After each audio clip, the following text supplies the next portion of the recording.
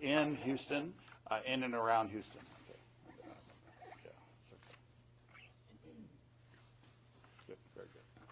I want to thank the United Way for its support, and also a lot of the supporters of Children at Risk for the work that they do in helping us do the research and get all of this data so that we can get a clear picture of what's going on with our kids.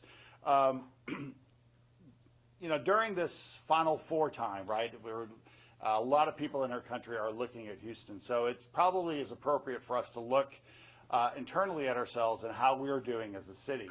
And I think what's interesting as we look purely at the data and we take feeling out of it is that we're not doing so well when it comes to our kids. And so that's what growing up in Houston, sort of the theme this year is that we're just not doing as well as we should be doing by our children in the state of Texas and certainly in the city of Houston. In the city of Houston, we have close to 2 million children in the greater Houston area.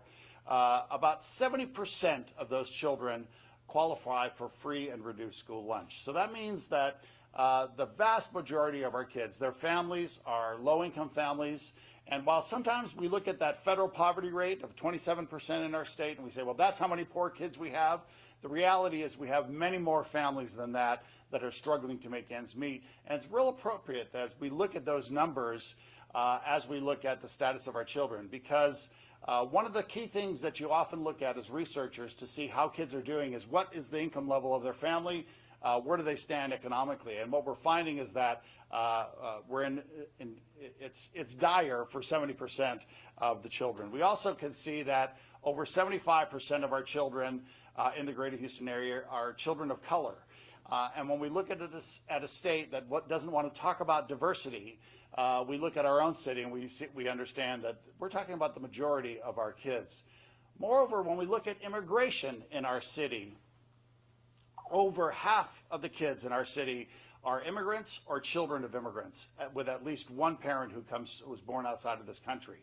And so we live in a state that's by its very nature seems to be disrespecting immigrants. And so in a sense, they're disrespecting the children. And we just have to look at policy in our state to understand that we live in a state that regards immigrant children as something other than those that belong here. And so it's a key theme that we see this year, that as we're growing as a city, that growth is really because of immigrant children in many ways, and yet we're not paying attention to this.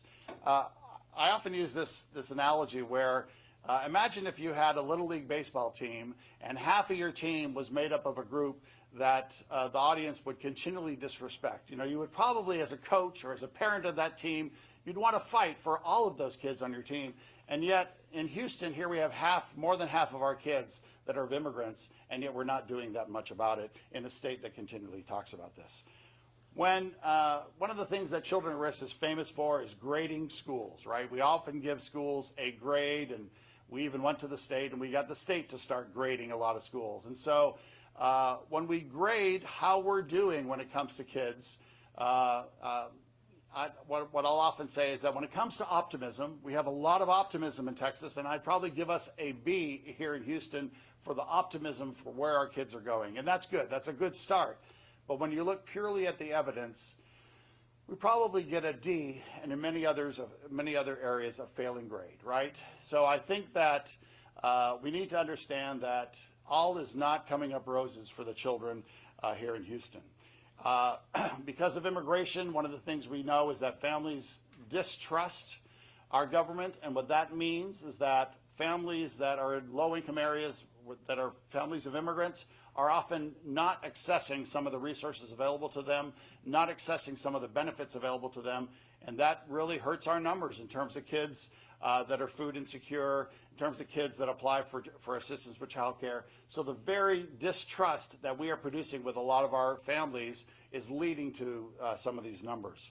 When we look at food insecurity, simply a food insecurity in our city, we know that 23% of the children in Harris County don't know where their next meal is coming from, or some meal in the coming week they don't know where it's coming from.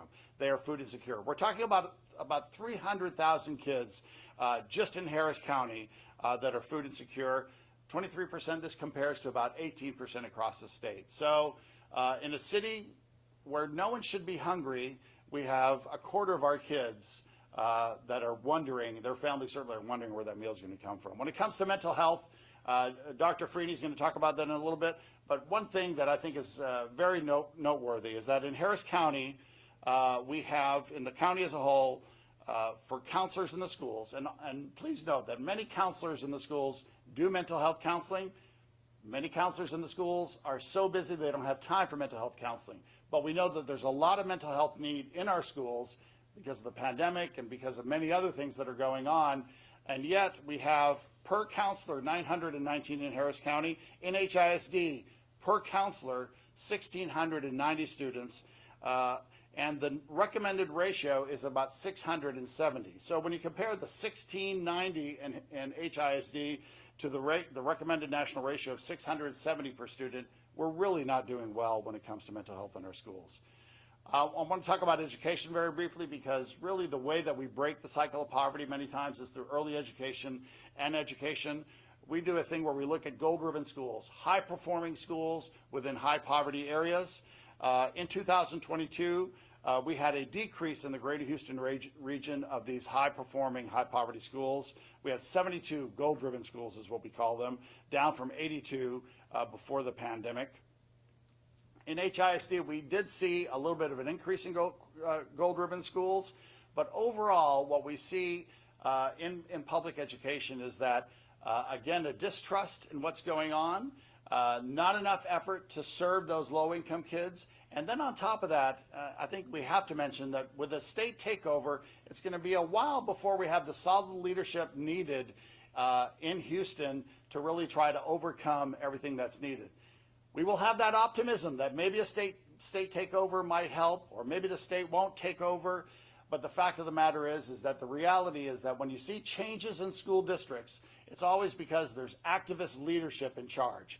And we're not going to have that for a while in HISD. I want to mention early education briefly because if there's a silver bullet in ending poverty after education, it's that early education, that prep for the academic world. There are, under the age of 5 in Harris County, a little over 326,000 children. However, there are only 150,000 child care seats available in Harris County.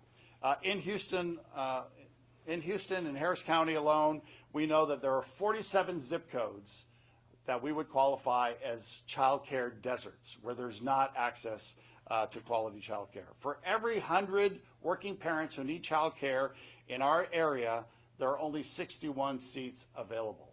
So that means there's about 40 kids that are needing child care on any given day in Harris County that aren't being able to get it. And then finally, I want to talk about very briefly healthcare coverage. If kids aren't healthy, they're not going to get ahead. And we have more uninsured children in our city, in our greater metropolitan area. We have more uninsured children than any city in the economically developed world. And that's important to note. In the economically developed world, we have more uninsured kids than any other city. And so it's more than in Texas, more than in the United States, and more than in any part of the modern world. And so we need to understand that we have insurance for kids. But when parents can't get insurance, they often don't know about getting insurance for their kids. And so 15% of all the children in Harris County are uninsured. This compares to about 5% nationally. So when we ask people, and when people ask us from Houston, what do you love about your city? Inevitably, the answer is, well, I love the diversity of our city and I love the food. And the diversity of our city is seemingly under attack at every level by our state. It's sort of the thing that our state doesn't like about Houston, doesn't like about cities, is that we are diverse, and yet it's our strength. And when we talk about food, it's really a shame that a quarter of our kids can't talk about food because they're food insecure. So when we talk about all of this, the problem, in a sense, is us here in our city, right? We're either not seeing or understanding the facts, or we're not fighting hard enough for our children in our city. But the first part of solving any problem, as everyone knows, is understanding that you do have a problem. And when it comes to kids in Texas and when it comes to children in Houston, we have a problem.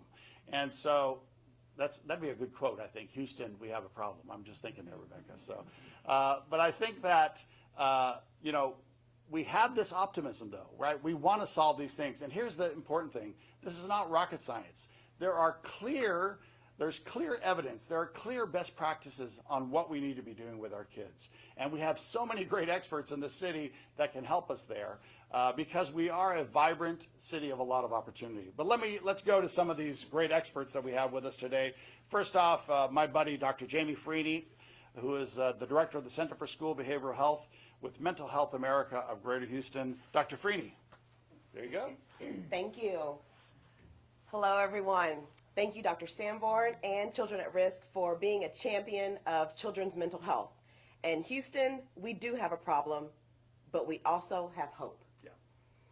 So the Center for School Behavioral Health at Mental Health America of Greater Houston supports the healthy emotional, physical, behavioral, and mental development of children and adolescents through education, advocacy, and collaboration. Child and adolescent mental health is a public health priority. Rates of anxiety, depression, sleep disorders, suicidal behavior, and substance use among youth in the Greater Houston area have risen. The number of children and adolescents presenting in emergency rooms with mental health crisis has increased roughly from 50 a month to 400 a month. Young people are presenting with suicidal ideation, suicide attempts, aggressive behavior, and other behavioral health crises. There are several factors contributing to the rise in mental illness in young people. Factors include natural disasters, abuse, neglect, safety at home, safety at school, safety during out-of-school times when they're in the community, social media, cyberbullying, racial and ethnic discrimination, and the many barriers that make it difficult to access mental and behavioral health services. I only have a few minutes to highlight a few, but we must continue to advocate for policies and practices in all of these areas that reduce risk factors and increase protective factors so that our children can develop into mentally healthy adults. Cyberbullying is an umbrella term used to describe different forms of abuse, online abuse, including posting graphically inappropriate pictures, reputation attacks, doxing, and harassment. Students at the school or in the community use cell phones, game consoles, laptops, computers, and any other device that can access the internet in order to abuse, harass, and bully other young people. Children who have been bullied or cyberbullied can experience a wide range of negative emotions, including embarrassment, fear, anger, sadness, and hopelessness. Such emotions, if gone unaddressed, can result in drastic negative effects on mental health. According to research by the National Institutes of Health, children who experienced cyberbullying had an increased risk of suicidal thoughts and attempts. Racism and discrimination negatively impact the mental health of children, disproportionately impacting Indigenous and Black children. In an article released in November of 2022 in the Journal of Osteopathic Medicine, researchers found that racial, ethnic discrimination towards children increased from 6% in 2016 to 9% in 2020. Since then, we've experienced national crisis, civic unrest, and both of these have led to harassment and negative portrayals of entire racial ethnic groups. Because Houston is one of the most racially diverse cities, it is necessary to acknowledge and address factors impacting children in specific populations. Addressing harmful stereotypes of culture, understanding our own personal bias, learning more about the issue locally here in Houston and Harris County, and providing culturally responsive programming and care may reduce the number of young people experiencing racism and discrimination. Anti-racism resources for mental health professionals, physicians, educators, and parents can help reduce the number of children impacted by racism and discriminatory practices. Understanding the signs and symptoms of mental illness and how they present in young people is key to the appropriate referral process and making sure that they get the help that they need. The signs and symptoms of anxiety and depression and trauma, such as agitation, aggressive behavior, body aches, panic attacks, and withdrawal, can present during classroom or out of school time, causing students to miss lessons, miss tutoring opportunities, mentorship opportunities, and result in an overall decline in academic performance or a dismissal from a community program. In school, signs and symptoms of mental illness are sometimes misinterpreted as insubordination or willful defiance, leading to an overuse of in-school suspensions and out-of-school suspensions. When students are sitting in suspension, they miss class assignments, and are at a higher risk for future suspensions and a decreased performance and interest in school. The use of in-school suspension and out-of-school suspension vary across race ethnicity. In the 2021-2022 school year, Black students in Texas accounted for 32% of all out-of-school suspensions, despite making up only 13% of the student population. Furthermore, the same behaviors can lead to undue punishment, such as being arrested or restrained. The U.S. Department of Education measured the prevalence of public school students subjected to mechanical and physical restraint for the 2017-2018 school year, and in that study across the nation, 45% of the students that were mechanically restrained in the U.S. were from Texas. We must stop criminalizing students and respond to their cries for help with a culturally responsive, trauma-informed approach. Work shortages exist across the healthcare and education systems and include licensed pediatric psychiatrists, psychologists, child and adolescent counselors, school counselors, and other licensed mental health professionals. 98% of Texas' 254 counties are designated as mental health professional shortage areas. Additionally, school districts are also not able to meet the recommended ratio of 1 school counselor per 250 students. School districts in Harris County have 919 students per counselor, as Dr. Bob explained, exceeding the recommended ratio by 669 students. Students that need counseling but do not have access to a school counselor often continue to go with their mental health needs unaddressed.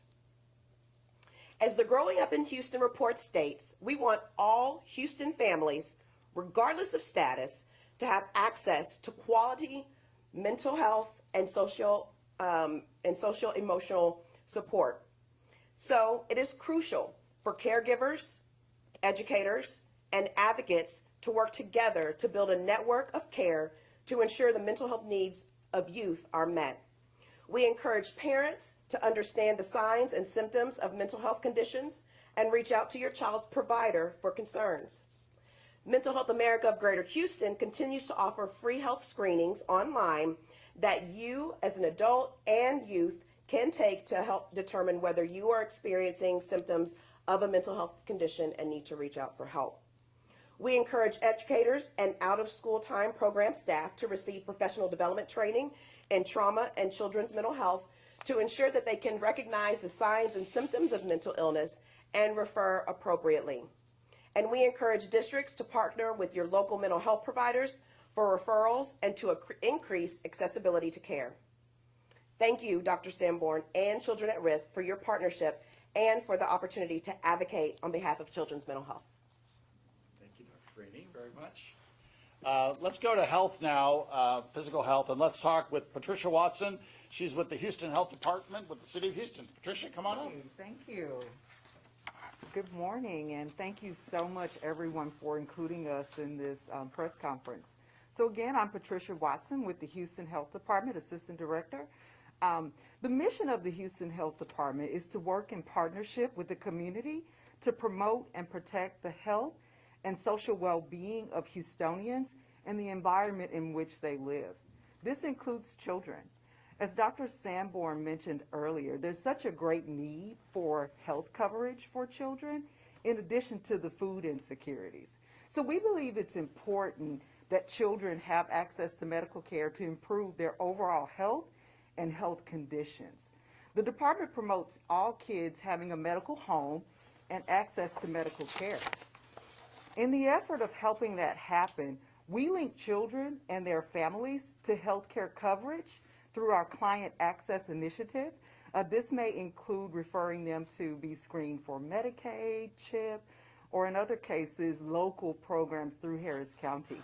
The department is committed to continuing to serve as a safety net provider, offering programs like the See to Succeed Kids Vision Initiative that provides free, no-cost exams and eyewear, the oral health services in our 4 health centers, immunizations, and the Women, Infant, and Children's program, which is related to nutrition and often referred to as WIC. Any families that may be interested in accessing those services can call 311 to locate the nearest health center. Again, we're committed to being that safety net, and we appreciate being included today. Thank you, Patricia, very much. We want to talk a little bit about education, so we asked the mayor's office to send the education czar over. Olivera Jankowska is with us today. And Olivera? Thank you, Dr. Sanborn. Thank you very much. Good morning, everyone, and thank you again so much for coming out today. My name is Olivera Jankowska, and I'm the Director of Education at the City of Houston for Mayor Turner. I'd like to first thank Children at Risk and the United Way of Greater Houston for their steadfast partnership with the Mayor's Office of Education and Youth Engagement. We've been working for a long time, and trust me, if there's any mayor in the nation, it's Mayor Turner that really cares about children and young people. Our office receives a lot of support in response to the issues that we see at reports like Growing Up Houston, and we would like to continue addressing those, but timely data is really the crucial, important aspect for our policies and for our decision-making process. So with this report and what it will be its programmatic response, we are leading the way in improving the quality of life for children in the city and the state, because there is really a lack of data and a lack of reports like this around the nations for us to understand what are the true issues from children that we experience. In addition to that, the Mayor's Office of Education and Youth Engagement engages with young people to hear the young voices. So we, throughout every single program, every single thing that we do with the city, we always include youth voice, and that is very important. It is actually a recent decision that Mayor Turner supported an initiative called the Child Friendly Cities Initiative, and the City of Houston, don't know if you know, is the first candidate in the United States for this recognition given by UNICEF. There are over 3,000 of these cities around the world, but in the United States, Houston is the first one. In fact, by the end of this month, we will be submitting our report based on the action items we took in the past year, and hopefully we'll receive that final designation as a child-friendly city. What that means, more youth voice, more people engaged in the policy and the work we do, and of course, the most important, more feedback of the programs we do. Oftentimes, adults, decision makers, we tend to produce data, work to solve problems we found in the data, but we forget that sometimes there's qualitative responses, there's voices, there's youth who have a variety of experiences that can contribute to that work. For example, oftentimes we take a look at income as a indicator of poverty. However, there's a lot better measurements, such as the Social Vulnerability Index, that we could take a look, because youth who live in, for example, in households that may have okay income still may have food insecurities and other issues, because there's a lot of other expenses. We talked about health issues. We talked about health coverage.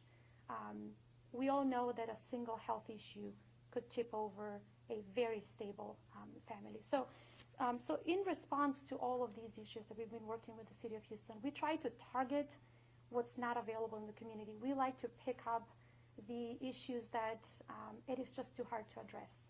And so it is challenging on our part, of course, because we have to always respond to things such as early childhood education and childcare deserts. And you all might have heard we are trying public-private partnerships to bring in some free quality childcare with the Bezos Foundation.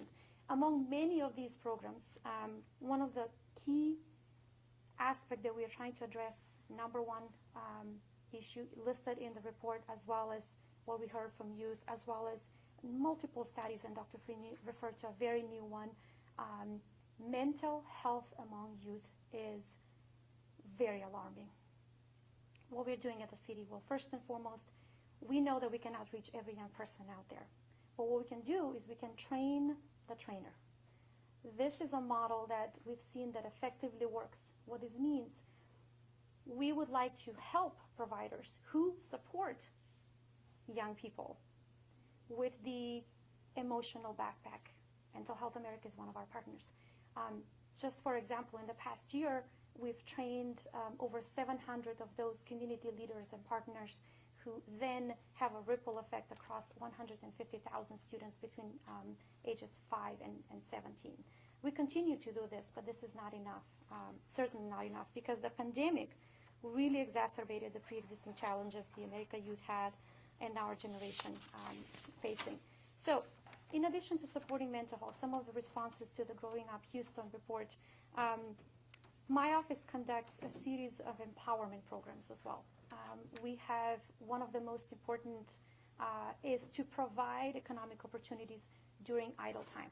We know that violence spikes during idle time. The way we respond to that is we offer, for the younger ones, we have extracurricular programs. There's a program called Out to Learn within our office with over 600 providers, free and low cost out-of-school and after-school programming. But more importantly, I'm pretty sure everyone in this room has heard that Mayor Turner has set a very ambitious goal with his Hire Houston Youth Program. It's in the 8th year, and he's looking to hire 20,000 young people between ages 16 and 24 for the upcoming summer. Hire Houston Youth not only provides the first job opportunity for some of these young individuals, but it also provides an opportunity for people to access financial literacy. And that's something that we can talk about all day, how it has a ripple effect throughout the young person's life. They can access resources with mental health. There's really a plethora of activities that we provide in our office. So I invite you to check out our website and social media. We are where young people are, and so a lot of the adults don't necessarily see the work we do because we really cater at the young population. So the social media channels and different challenges that we post to attract as many young people as possible to engage with us. So in summary, the data provided in Growing Up Houston will be key for us to rebuild, and government officials, especially Mayor Turner's a very focused equity approach that he has developed with the complete communities and the youth who live in the complete communities will be instrumental for us to develop what comes next so that the optimistic B actually turns into an actual B. So without expending too much, I just want to thank you all so much for the opportunity to talk about programs that we have in our office. And on behalf of Mayor Turner, we really wish that the community continues supporting initiatives that inform us about the state of children and youth. Because look at even in this room, we're talking about children, we're talking about youth. There's not a young person sitting in here. We want to make sure that young people do provide the feedback and the input in the work we do. So reports like this are important to find those areas that we want to engage young people. So again, thank you all so much. Olivera, thank you very much. I want to say a few words in Spanish, and then I want to open it up to questions. Algunas palabras para nuestros amigos en la prensa latino. Estamos hablando hoy de qué es el estatus de niños aquí en nuestra ciudad de Houston. Y lo que sabemos es que hay muchas áreas donde necesitamos trabajo para el éxito de nuestros niños. Y estamos hablando, necesitamos mejores escuelas, necesitamos better daycare, mejor daycare en nuestra ciudad. Pero el salud es una cosa importante, que no hay seguro seguro para el salud para un gran por ciento de nuestros niños en nuestra ciudad. También hay un problema con la salud mental aquí en nuestro estado, en nuestro país, especialmente aquí en la ciudad de Houston. Y que tenemos que hacer mucho más en ese área. Pero la otra cosa de que estamos hablando es que más que medio de nuestros niños en el área de Houston son inmigrantes de otros países o son niños de inmigrantes. Y esas mismas personas no tienen confianza en nuestro gobierno. Y cuando no hay confianza en el gobierno, hay muchos problemas para los ciudadanos, para esos niños propios. Y eso tiene que cambiar. Cuando tenemos un gobierno en Austin que no, tal vez no sabe qué está pasando con nuestros niños, especialmente en Houston, ellos tienen que saber eso para que para que la población empiece a tener confianza en el gobierno. Eso tiene que cambiar. Y la otra cosa es que damos un grado a cómo estamos haciendo con nuestros niños, y por optimism tenemos un B, una B, pero la realidad es que es un D, y hay mucho más que tenemos que hacer para el éxito de nuestros niños. Olivera, sé que usted habla un poco de español. ¿Quieres decir algo en español o no? Sí, tal vez puedo andar un poco más de los programas que tenemos en la oficina del alcalde. Poco tiempo. Sí, claro, un minuto. Los programas que son más importantes para saber es la gente que son entre los años 16 y 24 pueden participar en nuestro programa que se llama Hire Houston Youth. La página es hirehoustonYouth.org. Hasta 23 de abril tenemos una fecha límite para participar. Estamos buscando 20,000 personas para participar en este programa, que hay no solamente un empleo por el verano, sino empoderamiento como la educación financiera, como apoyo con la salud mental y muchas cosas. Pero de parte del alcalde Turner nos agradecemos mucho, y por favor búscanos sobre la página de la ciudad de Houston, y gracias. Gracias, Olivera. Dr. Frina, ¿usted habla español? No. Patricia, ¿hablas español? No. Pero Porfirio está aquí. No, I'm not going to bring you up, Porfirio, pero está aquí para hablar de salud si necesitas. Questions? You guys have any questions for us that we can answer? Yeah, sure. So you mentioned the state takeover of HISD. What would you like to see this board of managers that we're expected to see come in June or a little bit later? What would you like to see them do with this information, this data? I think if I put my optimistic side forward, right, which so many of us here in Houston have, I think what we want to see is that they don't make mistakes that new superintendents have made in the past, right? Look at what we have that's good. We have great magnet schools. Keep those schools going. Make sure that we're staying with a lot of time on task, right? Some of the schools that are doing Saturday school and great after-school programs, we want to see that continue, because that's very necessary for low-income kids to be successful. And then really double down on early education, pre-K. You know, that's the real key area that we see a real transition with the great majority of our kids here in Houston. We started doing pre-K a number of years ago when Terry Greer was the superintendent, and we are reaping the rewards now in terms of seeing some of those better performance in our schools. It really starts early. So if we're optimistic, and there's a lot of reasons to not be optimistic, because you know, all the stirring it up really causes a lot of commotion, especially at the senior levels. But I think at least doubling down on those things that we know work is going to be real important. Other questions? Yeah, sure. How do the metrics that you mentioned, how do they compare to several years past? Are we doing worse than before? Is the pandemic still impacting a lot of those? Well, the pandemic is absolutely impacting a lot, and especially in the area of mental health, right? Kids are having a very tough transition as they come back to school, and that's real important, right? The thing that kids love and that really allows kids to succeed is routine. Kids love routine. And so the pandemic really disrupted a lot of sort of realities in life, a lot of things that sort of were normal milestones for children, and that was disrupted. So we're going to see that happen for some time.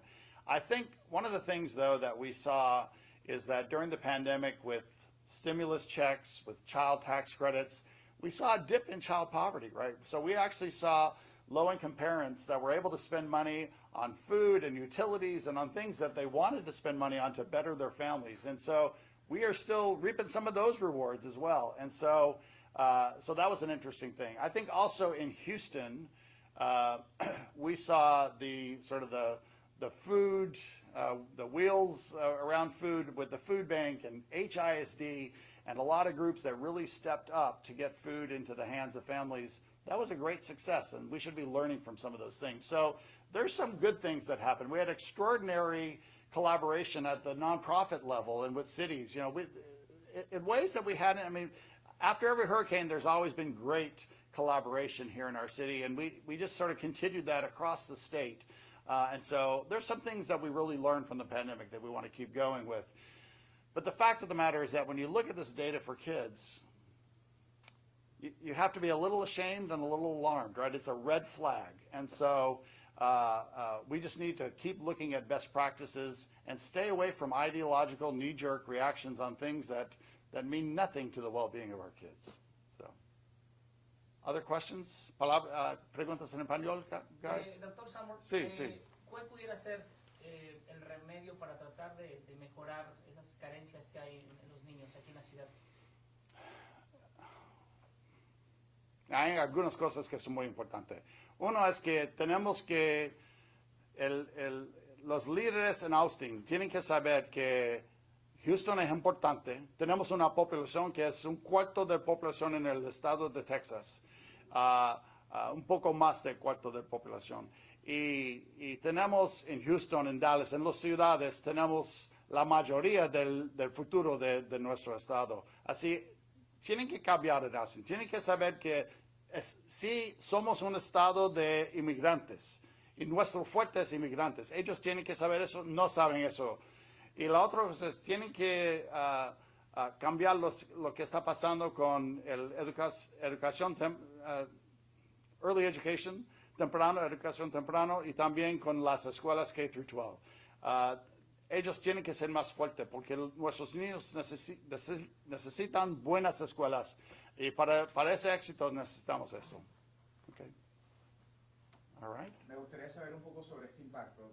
Vemos cifras bastante alarmantes con respecto al tema de la salud mental de los niños.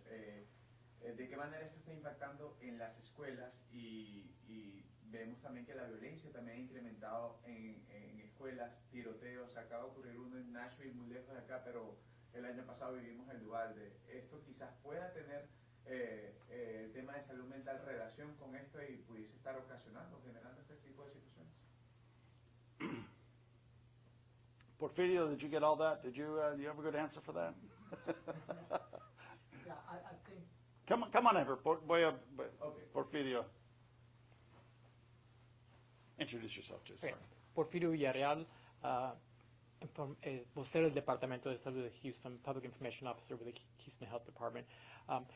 Una de las maneras que impacta pues estos tipo de eventos sería ese estrés que causa en los padres y los niños. Entonces, cuando el niño esté estresado en casa, los padres también pueden transmitir ese estrés a los niños y luego van a las escuelas. Una vez que ese estrés se demuestra en las escuelas, el niño no puede aprender. Tal vez tenga, por ejemplo, una enfermedad o tenga, por ejemplo, caries, no vea bien porque necesita lentes. Entonces, esto es aún más lo que se puede agregar a ese montón de o grupo de estresantes. Gracias, Porfirio. El acceso de la cultura. Y solamente quiero añadir que el acceso también acceso de la naturaleza es muy importante y nosotros no estamos utilizando todo lo que tenemos aquí en la ciudad. El alcalde Turner ya inició muchos programas que da oportunidades para la gente, salen fuera. Por ejemplo, ya terminamos con algunos parques que nunca existieron en algunas comunidades que fueron sin parques por muchos años. Entonces, necesitamos utilizar a la naturaleza. Es un remedio natural por la salud mental. Y por eso ya tenemos un programa que se llama COBOR, es el derecho de los niños a la naturaleza. Y tiene dos específicos derechos, pero en este momento estamos trabajando para andar más. Y esto creo que nos van a ayudar un poco más con la salud mental. Okay. Thank you guys very, very much. Thanks for being here today. Thank you. Yeah, feel free to applaud. It's okay. Thank you guys.